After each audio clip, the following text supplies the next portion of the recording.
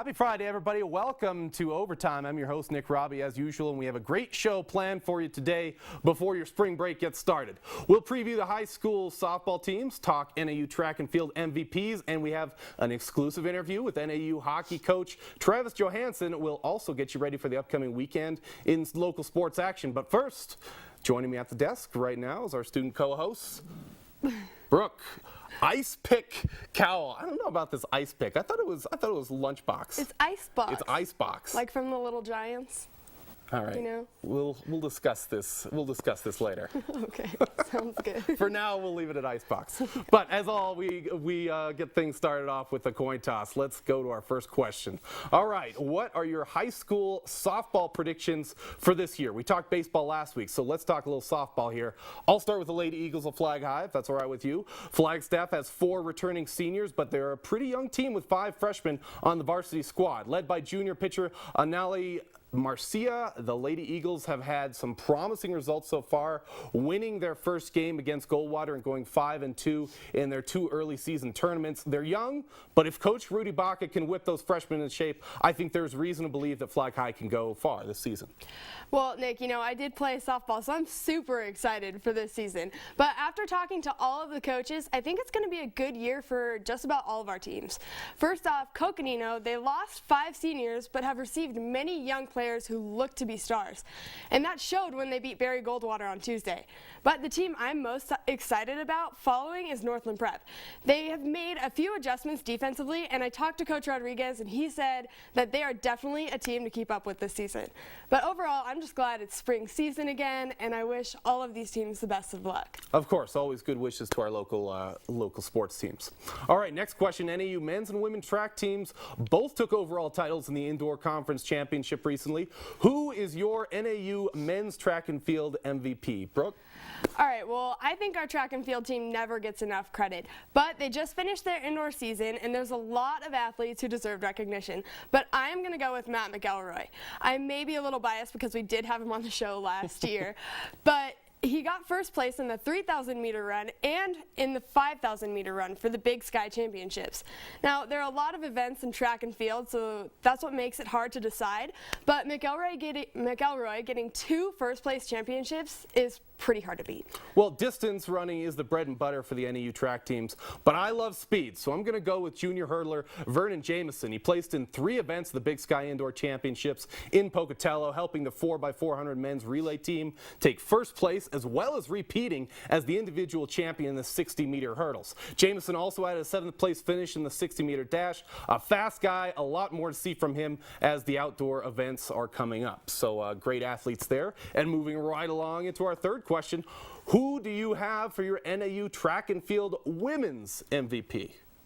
Well, you know, this is tough too, but I'm going to go with Shamel Pless. This girl did big things for the Jack this indoor season. To start things off, she broke a school record in the 60-meter, running 23 to 8.86 for NAU, and got first place in the 200-meter for the Big Sky Conference.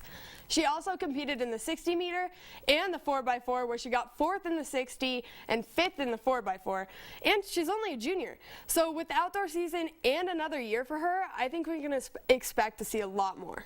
Yeah, a lot of good finishes for NAU women, some individual titles, including first place finishes for Alexis Clay in the long jump and Lauren Lazak in the high jump. But my pick is for another sprinter, junior Darielle Banks. She was part of that 4x400 relay team that finished 5th in the conference, but she also set a record, really put the Big Sky on notice with first place finish in the 60 meters, breaking the NAU school record and coming up just short of setting a new conference mark. So jumps and sprints actually really seem to be the strong suit for the NAU women, and there's no reason to believe that they can't continue their success as they get going with the outdoor season as well.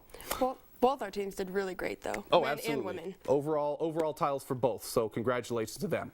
All right, next up, March Madness is coming up with Selection Sunday this Sunday. Who are some teams you think we should be on the lookout for. I'm going to start things off like most Arizonans this time of year. The only team I got to root for really is the Arizona Wildcats, hoping that they can crack the Final Four.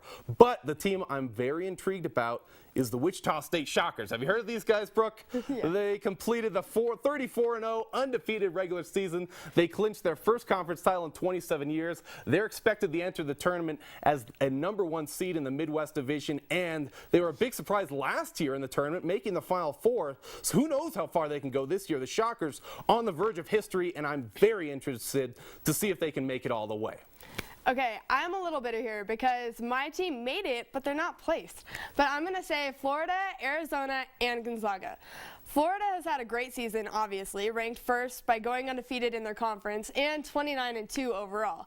Arizona, because they are first in the Pac-12, which I believe to be one of the hardest conferences. And then comes my team, Gonzaga. They're underestimated and will sneak in there, I promise you, Nick.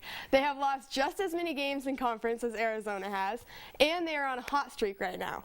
So I am saying Florida, Arizona, and Gonzaga. As a Pepperdine graduate, I can never condone any rooting for Gonzaga. Well, we always disagree on our team. We do seem to disagree on some teams, and I think we're going to follow that trend into our final question. This 30 seconds.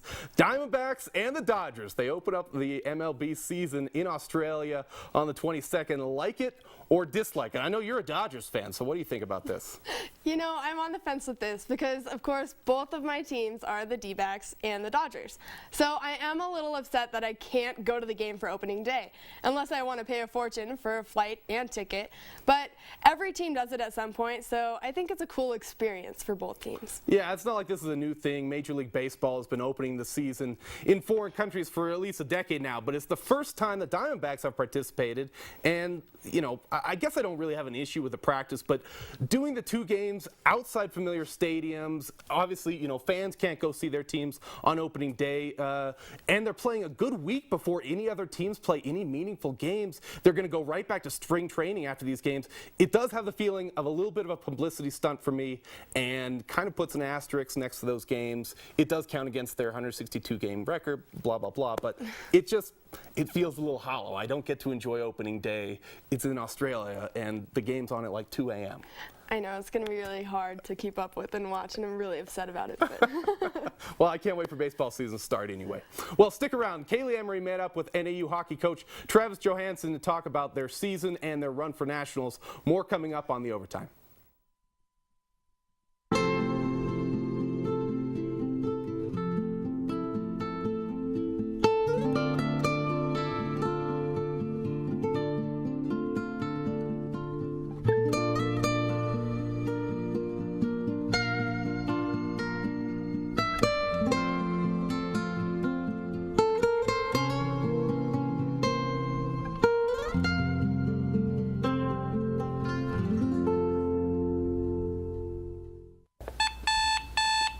Good morning, KJAC listeners. It's 68 degrees currently, so be sure to put on a coat for your morning commute. Traffic is light, so enjoy your drive to wherever the road is taking you this morning.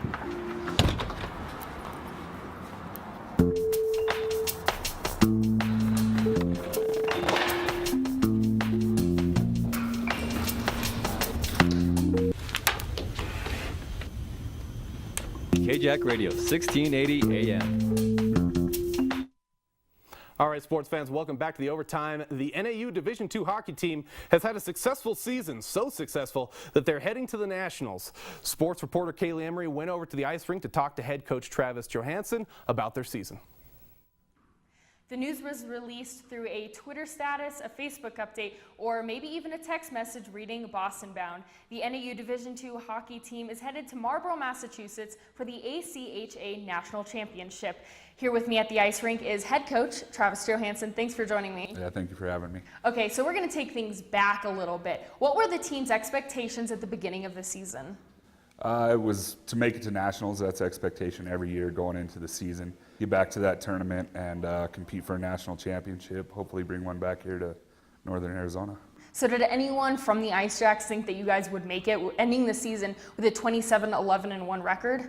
Absolutely, yeah. That record doesn't reflect on our D2 games. A lot of them were D1 games against Arizona State, University of Arizona, and a few other teams that not in our conference. So yes, I mean, we played the top teams in our division great this year. So yeah, absolutely. We expected to be there with that record, and yeah. So then what will the Ice Jacks be working on these next couple of weeks to prepare for nationals? It's a lot of the small things of the game. Staying on the defensive side of the puck, not giving up the rushes to the opposing teams. Small details, scoring chances. We have to bury on the scoring chances. Team play, playing as a team, getting everybody going together, all 4 lines, all 6D. Make sure the goalies are playing good games, stopping the puck, seeing the puck in front of them. We're clearing the pucks out from in front of the net. Just the details, like I said. So then in your pool, you guys have Grand Valley State, Liberty, and New Hampshire. What teams are you going to be looking out for the most? It would be Grand Valley and New Hampshire. I don't know much about Liberty. You always circle that top seed, which is Grand Valley, and New Hampshire. They've been a #1 seed in their division, I think probably half of the year. So they're going to be a good team. We're looking at a tape on them right now. We've got our ex-coach from USA Hockey. He's coaching the developmental team there now. He sent us some videos, so that helps.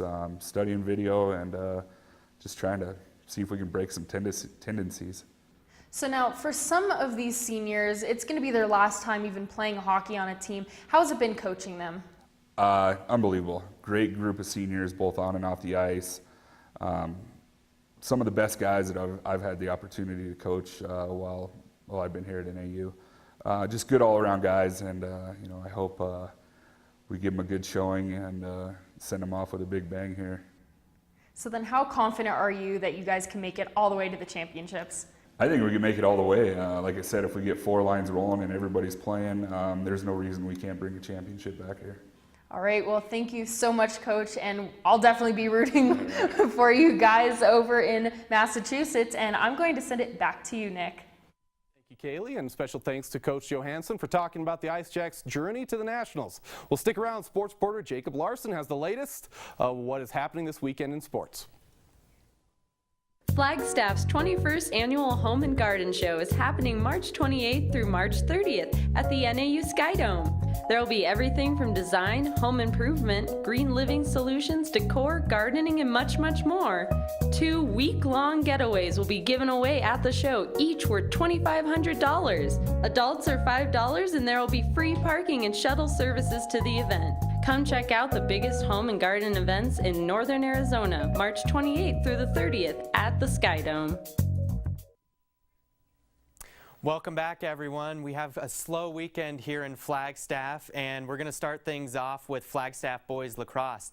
The Eagles host Pinnacle on Saturday at noon at Flagstaff High School Field, and you can catch the Flagstaff boys baseball team as they host Winslow tomorrow on Saturday as well. This game starts at 1 o'clock at the Flagstaff High baseball field. Over at NAU, the Lumberjacks swim and dive team are at the NCAA Zone Diving Regional when the Lumberjacks were at the WAC Championship on March 1st. They ended with 743 points, coming in first place. The NAU women's tennis team is hosting North Dakota Saturday morning at 9 a.m. The women are 3-10 overall and 2-1 in conference halfway into their season. The NAU men's tennis team takes on North Dakota as well Saturday at 2 o'clock at the Enchantment Resort in Sedona. And despite there being only just a few events going on this weekend, you can still get out there and support your teams. Back to you guys at the desk. Thank you, Jacob. Have a great spring break, everybody. Have a great break.